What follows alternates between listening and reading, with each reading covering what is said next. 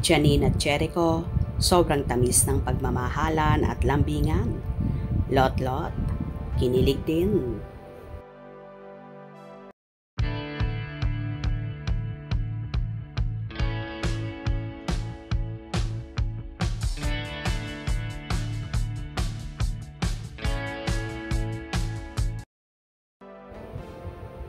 Maraming Ekonin supporters ang tuwang-tuwa sa bagong lovebirds na hindi maikakaila na so in love sa isa't isa. Kahit nga sa maraming tao ay todong yakapan ng lovely couple na nakakahaping pagmasdan.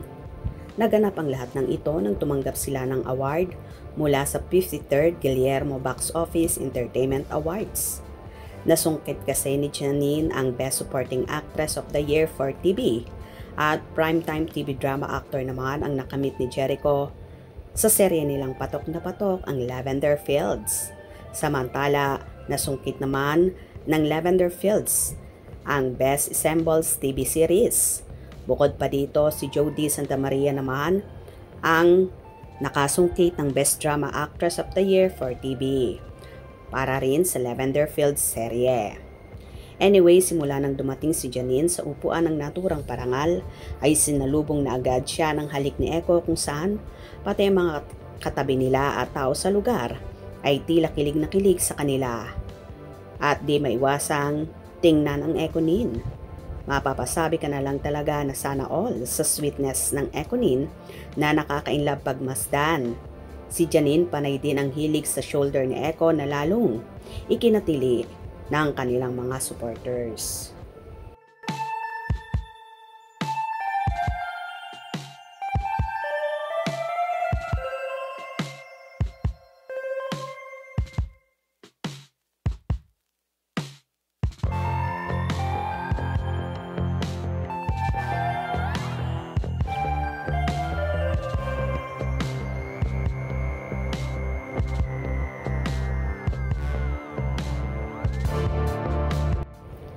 Kita naman kina Janine at Eko na so happy at very contented sa kanilang relasyon na kahit ang inang si Lotlot de Leon ay so happy at so proud sa pagmamahala ng dalawa.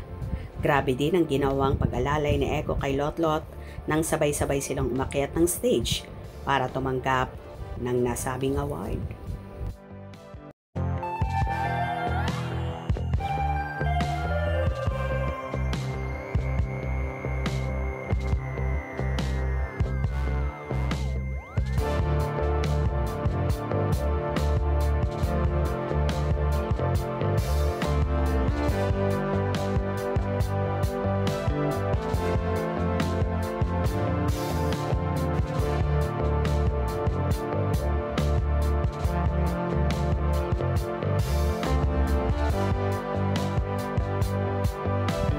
Well, for sure naman sa ipinapakitang yun ni Eko kay Janine ay sa simbahan na rin mauuwi ang lahat sa tamang panahon.